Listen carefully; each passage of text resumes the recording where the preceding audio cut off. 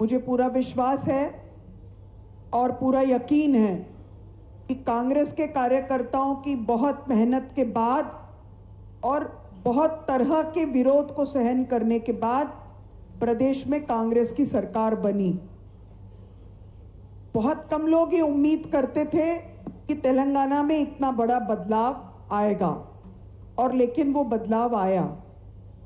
अभी हमारे सामने और बड़ी चुनौती, वो चुनौती ये है कि हम अपने विचार के मुताबिक काम करते हुए अपनी सरकार को दोबारा लेकर आए। ये जो संविधान की किताब है, इस संविधान के आधार पर भारत जोड़ो यात्रा के बाद और भारत जोड़ो न्याय यात्रा के बाद राहुल जी ने इस संविधान को आधार बनाकर लोकसभा के चुनाव में वोट प्राप्त करने के लिए एक पिच तैयार किया। तो हमारे सामने क्या चुनौती है कि दूसरों के बनाए राजनीति के मैदान में हम अपने लिए संभावना ढूंढेंगे या हम अपने राजनीति का मैदान तैयार करेंगे। ये दूसरा ऑप्शन बहुत मुश्किल है, इतना आसान नहीं है, क्योंकि आपके प्रदेश में जो दूसरी रीजनल पार्टी है उसमें और भारतीय जनता पार्टी में कोई बहुत अंतर नहीं है। लेकिन हमारे सामने चुनौती है कि हम उनसे कैसे लड़ेंगे। उनके जैसा दिखते हुए हम उनसे कभी मुकाबला नहीं कर सकते। हम उनसे एक ही सूरत में मुकाबला कर सकते हैं कि हम अपनी राजनीति के लिए मैदान तैयार करें, और वो काम हम सबको मिलकर करना है, इस कमरे को मिलकर करना है। मुझे लगता है कि वो काम कोई मुश्किल काम नहीं है। आप में से काफी लोगों ने कांग्रेस के विरासत की बात की। इस पार्टी के कार्यकर्ताओं ने अंग्रेजी साम्राज्यवाद के खिलाफ लड़ाई लड़ी है। इस पार्टी के कार्यकर्ताओं ने जमींदारी उन्मूलन की लड़ाई लड़ी है। इस पार्टी के कार्यकर्ताओं ने जो संप्रभुत्व संपन्न जातियां थी उनके शोषण के खिलाफ लड़ाई लड़ी है, बाबा साहब और गांधी जी के पद चिन्हों पर चलते हुए। इस पार्टी के कार्यकर्ताओं ने लैंगिक तौर पर जो डोमिनेंस है उसके खिलाफ लड़ाई लड़ी। इस पार्टी के कार्यकर्ताओं ने सामाजिक आर्थिक बदलाव के लिए लड़ाई लड़ी है। तो इसी पार्टी के कार्यकर्ता सामाजिक आर्थिक न्याय की भी लड़ाई लड़ सकते हैं। इसमें हम सबके सामने अभी 4 साल का समय है। आपकी पार्टी की यहाँ पर सरकार बनी, हमारी और आपके पार्टी की। हमारे मुख्यमंत्री जी ने सरकार का नेतृत्व करते हुए अनेक काम किए। जिन जिन चीजों का वायदा हम लेकर गए उनको पूरा करने की कोशिश की।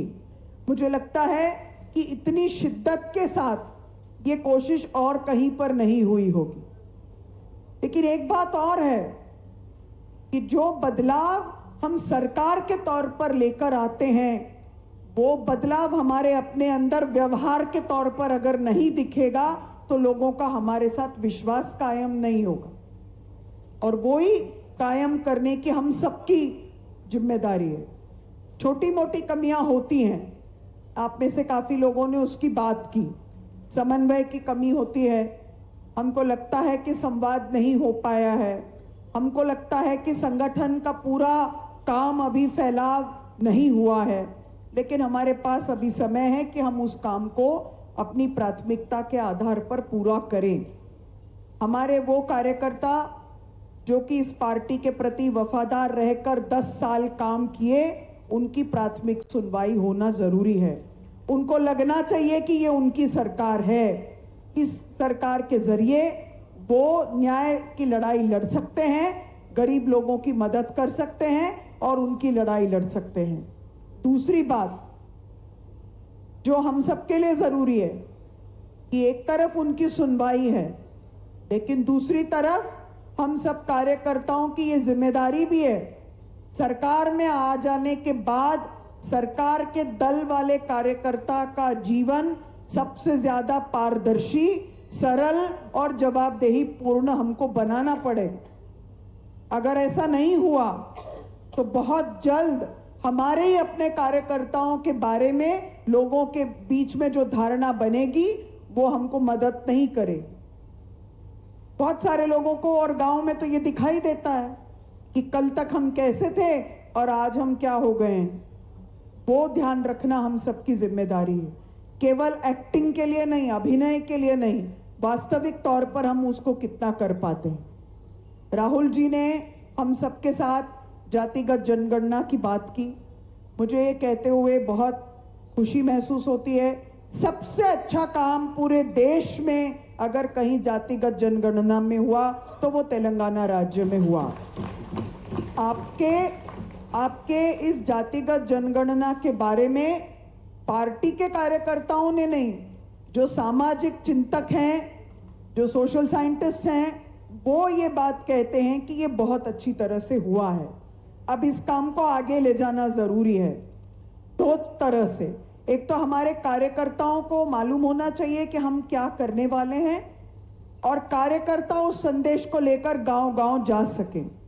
दूसरी बात ये कि जो सामाजिक आर्थिक सर्वे में से निकल कर आया, उसने हमारे सरकार को एक एजेंडा तैयार करने का मौका दिया है।